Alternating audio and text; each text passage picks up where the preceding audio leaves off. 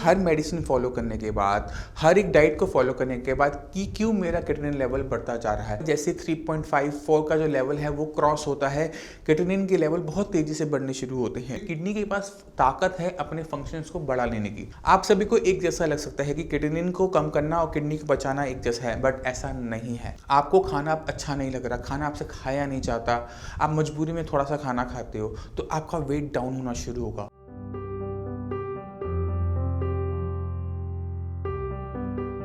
नमस्कार, मेरा नाम है डॉक्टर पुरु धवन और आज इस वीडियो में एक ऐसे क्वेश्चन को आंसर करना पसंद करूंगा जो हर एक किडनी फेलियर पेशेंट के माइंड में ज़रूर आता है कि हर मेडिसिन फॉलो करने के बाद, हर एक डाइट को फॉलो करने के बाद कि क्यों मेरा क्रिएटिनिन लेवल बढ़ता जा रहा है। एक ऐसा क्वेश्चन है जो हर किडनी फेलियर पेशेंट के माइंड में ज़रूर आता होगा, क्योंकि वो अपनी तरफ से पूरी कोशिश कर रहा है, डाइट भी फॉलो कर रहा है, मेडिसिन भी ले रहा है और फिर भी लेवल बढ़ते जा रहे हैं।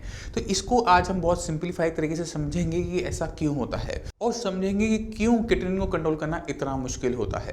किडनी फेलियर एक ऐसी कंडीशन है जिसे हम कहते हैं प्रोग्रेसिव डिसऑर्डर। एक बार स्टार्ट होने के बाद इसे रोक पाना, इसे थाम पाना बड़ा मुश्किल होता है और आपके लेवल कंटिन्यूसली बढ़ते चले जाते हैं। जैसे जैसे बॉडी के अंदर वेस्ट मटेरियल क्रिएटिनिन इकट्ठा होना शुरू हो जाता है, वैसे वैसे आपके लेवल्स और तेजी से बढ़ने शुरू होते हैं। तो अगर आपके घर में किसी को या आपको किडनी फेलियर की दिक्कत है, तो अगर आपने नोटिस किया हो कि आपके लेवल जब 1 से 3 आए तो बहुत धीरे धीरे आए, कई साल लगे इसको वहां तक पहुंचने पे, मगर जैसे 3.54 का जो लेवल है वो क्रॉस होता है, क्रिएटिनिन के लेवल बहुत तेजी से बढ़ने शुरू होते हैं, क्योंकि यहाँ पर बॉडी के अंदर एक चेन रिएक्शन स्टार्ट हो जाता है।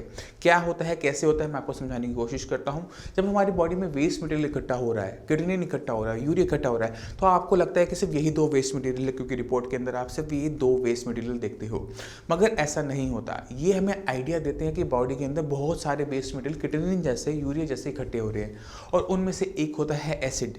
किडनी जब हमारा काम करती है नॉर्मल फंक्शन के अंदर, तो वो हमारी बॉडी में से वेस्ट मटेरियल निकालती है, पानी निकालती है, इलेक्ट्रोलाइट निकालती है और बॉडी के पीएच को मेंटेन करने में भी हेल्प करती है। तो जब हमारी किडनी कम काम कर रही है तो बॉडी का जो पीएच वाला जो मैकेनिज्म है वो भी फेल हो जाता है, वो भी कम काम करता है और बॉडी के अंदर से जो एसिड बनता है वो निकल नहीं पाता। उससे क्या होता है कि बॉडी के अंदर एसिड एक्यूमुलेट होना शुरू हो जाता है और उस कंडीशन को कहते हैं मेटाबॉलिक एसिडोसिस। जब तक लेवल 3.5 तक होते हैं तो बॉडी में इतना एसिड नहीं होता कि आपकी किडनी को वो और डैमेज करे, मगर जैसे ही वो 3.54 का लेवल क्रॉस करता है, बॉडी में जो एसिड इकट्ठा हो रहा है वो इतना कैपेबल हो जाता है कि अब किडनी को वो और डैमेज कर पाता है। इस कंडीशन को कहते हैं मेटाबॉलिक एसिडोसिस। तो ये सबसे बड़ा रीजन होता है जब आपके लेवल बहुत तेजी से बढ़ने शुरू होते हैं, सबसे बड़ा रीजन। दूसरा बड़ा रीजन आपकी मेडिसिन के अंदर कहीं ना कहीं छुपा हुआ है। तो अगर आप कोई मेडिसिन लेते हैं, नेफ्रोलॉजिस्ट की मेडिसिन ले रहे हैं, तो उसे सामने निकालिए। आपको बीपी की मेडिसिन मिल जाएगी, शुगर की मेडिसिन मिल जाएगी, विटामिन डी मिल जाएगा, कैल्शियम मिल जाएगा, एरिथ्रोपोएटिन के इंजेक्शन मिल जाएंगे, मगर कोई भी मेडिसिन आपको ऐसी नहीं मिलती जो आपकी किडनी को बचा सके। आप उसे खुद ब खुद सर्च करो, एक एक मेडिसिन का सॉल्ट लो, उसको गूगल पे सर्च करो कि वो आपकी किडनी को कैसे हेल्प करती है, क्या वो किडनी को बचाने में हेल्पफुल है। तो आप खुद पाएंगे कि आपकी कोई भी मेडिसिन ऐसी नहीं चल रही होती जो किडनी को आगे फेल होने से रोक भी पाए। जो लेवल नुकसान हो गया है, बट अगर हम इतना ही कर लें कि आगे और नुकसान ना हो, that is more than sufficient, जो मुझे लगता है। और एक बार आप इस डैमेज को होने से रोक देते हो, उसके बाद किडनी अपने आप काम कर लेती है, क्योंकि किडनी के पास ताकत है अपने फंक्शंस को बढ़ा लेने की। एक छोटे से एग्जांपल से इसे समझने की कोशिश करते हैं। मान लो एक इंसान ने अपनी किडनी दूसरे इंसान को डोनेट की, जिसने अपनी किडनी दी उसके लेवल क्रिएटिनिन के बढ़ते हैं, यूरिया के बढ़ते हैं। अब अपने आप से सवाल करो कि ऐसा क्यों होता है, जबकि किडनी तो एक हो गई, फंक्शन आधे हो गए, बट फिर भी क्रिएटिनिन नहीं बढ़ता, यूरिया नहीं बढ़ता, क्योंकि किडनी अपने फंक्शंस को बढ़ा सकती है, अपने फंक्शंस को डबल कर सकती है। तो हमने यही खूबी किडनी की यूज़ करनी होती है हर किडनी फेलियर पेशेंट के अंदर। तो अगर किडनी फेल हो रही है तो सबसे पहले इंपॉर्टेंट काम क्या होता है, उस बीमारी को पहचानना जिसकी वजह से किडनी खराब हो रही है। किडनी अपने आप तो खराब हुई नहीं, उसके पीछे बीपी हो सकता है, उसके पीछे शुगर हो सकता है, उसके पीछे आईजी नेफ्रोपैथी हो सकती है, उसके पीछे आपका पॉलीसिस्टिक किडनी हो सकता है। तो जो भी कारण है जो किडनी को फेल कर रहा है, जो किडनी को नुकसान पहुंचा रहा है, सबसे पहला काम है कि उसको कंट्रोल में लेकर आना किसी भी कीमत पर। अगर वो कंट्रोल में नहीं आता, सारा का सारा ट्रीटमेंट फेल हो जाता है। तो बीपी के पेशेंट हो आप, तो सबसे पहले अपने बीपी को कंट्रोल करो। अगर आप शुगर के पेशेंट हो तो शुगर के साथ साथ अपने बीपी को भी कंट्रोल करो। और इसी तरह से अगर आपको आईजी नेफ्रोपैथी डायग्नोस हो चुकी है तो आपके लिए बहुत ज़रूरी है अपने इम्यून सिस्टम को मॉड्यूलेट करके रखना कि वो आपका किडनी को नुकसान ना पहुंचाए। जो आईजी इम्यूनोग्लोबिन यूरिन की डिपोजिशंस नेफ्रॉन्स पर हो रही हैं उसको रोकना, और जो उसकी वजह से जो इन्फ्लेमेशन हो रही है, सूजन आ रही है किडनी के अंदर, उसको रिजॉल्व करना। तो ये बहुत इंपॉर्टेंट है। इसी तरह से पॉलीसिस्टिक किडनी के अंदर सिस्ट पे काम करना, ना कि किडनी के ऊपर, क्योंकि जितने भी पेशेंट साई संजीवनी में आते हैं उनके माइंड में ये होता है कि मेरा किडनी लेवल बढ़ता जा रहा है, वो किडनी का ट्रीटमेंट ढूंढ रहे हैं। बट कोई भी पेशेंट नहीं ऐसा मैंने देखा जो किडनी का ट्रीटमेंट ढूंढ रहा हो, किडनी की फंक्शनिंग बढ़ाने के बारे में बात करो या किडनी को सेव करने के बारे में बात करो। आप सभी को एक जैसा लग सकता है कि किडनी को कम करना और किडनी को बचाना एक जैसा है, बट ऐसा नहीं है। किडनी हमारी मांसपेशियों में बनने वाला ऐसा वेस्ट मटेरियल है जो बॉडी से बाहर चला जाना चाहिए था।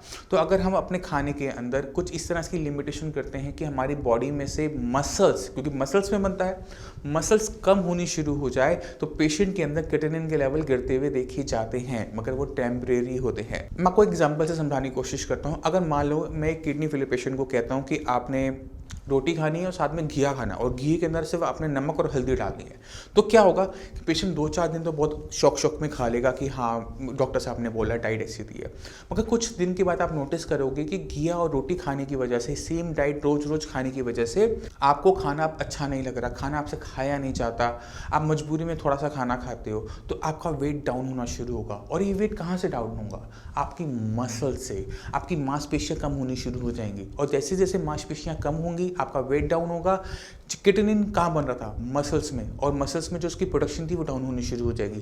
तो आपके जो लेवल्स हैं वो बहुत तेज़ी से डाउन होने शुरू हो जाएंगे। मगर इसका मतलब ये नहीं है कि आपकी किडनी ने अच्छा काम किया, क्योंकि ना सिर्फ किडनी खराब हो रही है और बल्कि आपकी बॉडी में जितने भी ऑर्गन्स हैं वो भी कम काम करना शुरू कर देंगे, क्योंकि उनके पास भी एनर्जी नहीं है। तो आप एक कंडीशन सोचिए कि जहाँ पर आपके लेवल, जब आपने ट्रीटमेंट स्टार्ट किया, इस तरह की डाइट लेनी शुरू की, तो आपके लेवल थे 5। आपने डाइट के अंदर घिया दाल खाना शुरू किया या घिया रोटी खाना शुरू किया, आपके लेवल डाउन होने शुरू हो गए। आपके लेवल हो गए 1, मगर आप बेड से उठ नहीं पाते, क्योंकि अब आपकी बॉडी में मसल्स ही नहीं बची, आपकी बॉडी में इतनी वीकनेस है। तो ऐसी बॉडी का आप क्या करेंगे? तो बहुत ज़रूरी है डाइट का प्रॉपर होना, डाइट का अपना वेट को मेंटेन करना, अपनी मसल्स मास को बनाए रखना, क्योंकि अगर आप अपनी बॉडी के अंदर किडनी को घटाना चाहते हो तो बहुत आसान काम है। जो डाइट मैंने आपको बताई आप उसे फॉलो करो, आपका वेट भी डाउन होगा, आपका किडनी भी डाउन होगा, मगर किडनी कभी भी फंक्शनिंग में नहीं आएगी। तो हमें किडनी के बारे में सोचना पड़ता है, किडनी कैसे काम करती है, किडनी को क्या चाहिए। तो किडनी को कोई ना कोई चीज़ नुकसान पहुंचा रही है तो सबसे पहला काम उसे कंट्रोल में करना, ये आपका प्राइमरी ऑब्जेक्टिव होता है कि जो इसकी रूट है, जो उसका जो जड़ है बीमारी का, उसे कंट्रोल में करना। एक बार जड़ कंट्रोल में आ जाती है उसके बाद काम करना बहुत आसान हो जाता है। हमें सिर्फ जो छोटी छोटी चीज़ें होती हैं उनको कंट्रोल करना है, एसिड को कंट्रोल करना है, हमने किडनी की फंक्शनिंग को बढ़ाना है कि यूरिन के थ्रू किडनी की एक्सक्रीशन बढ़ जाए। तो यूरिन के जो टेस्ट होते हैं उसके अंदर किडनी की क्लियरेंस का टेस्ट आपने ज़रूर करवाया होगा, तो उसको देखिए और उसे अगली रिपोर्ट से आप कंपेयर कीजिए, क्या वो बढ़ा है, क्या पहले वो 70 था अब वो 100 होने लगा है। क्योंकि ये बहुत इंपॉर्टेंट है, जब तक क्लियरेंस नहीं बढ़ेगी आपकी बॉडी में कभी भी आपके जो किडनी लेवल डाउन हो भी रहे हैं डाइट की वजह से, वो सस्टेन नहीं हो पाएंगे। बॉडी वीक और वीक और वीक होती चली जाएगी और फाइनली ऐसी कंडीशन में बॉडी पहुंच जाती है जहां पे अगर डायलिसिस की जरूरत पड़ जाए तो बॉडी में इतना दम नहीं होता कि पेशेंट जाकर डायलिसिस भी करवा पाए, क्योंकि बॉडी के अंदर मास ही नहीं है, बॉडी के अंदर प्रोटीन ही नहीं है। तो बहुत ज़रूरी है बैलेंस बनाना प्रोटीन के साथ बॉडी का, क्योंकि जितना प्रोटीन आप इनटेक करोगे उतना ही आपकी बॉडी के अंदर किडनी की फॉर्मेशन भी बढ़ेगी।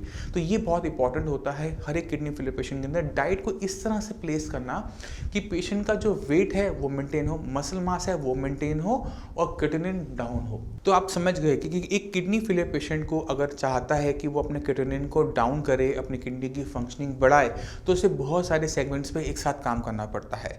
पेशेंट को किडनी के बारे में ना सोच के किडनी के बारे में सोचना चाहिए कि किडनी को क्या चीज़ नुकसान पहुंचा रही है। दूसरा, किडनी जब खराब होने शुरू होती है जो उसकी कॉम्प्लिकेशन होती है कि बॉडी के अंदर एसिड एक्युमुलेट हो रहा है, उसको न्यूट्रलाइज करने का काम पेशेंट को साइड बाय साइड करना चाहिए। और डाइट को इस तरह से प्लेस करना होता है कि आपकी किडनी पे कोई एक्स्ट्रा लोड ना आए, कोई एक्स्ट्रा वेस्ट मटेरियल बॉडी के अंदर ना जाए, और जो मसल्स हैं, मसल मास है, जो बॉडी के अंदर प्रोटीन है वो भी मेंटेन हो, क्योंकि अगर हम इन चीज़ों को नहीं करेंगे तो हमें कॉम्प्लिकेशंस बढ़ती हुई देखने को मिलेगी।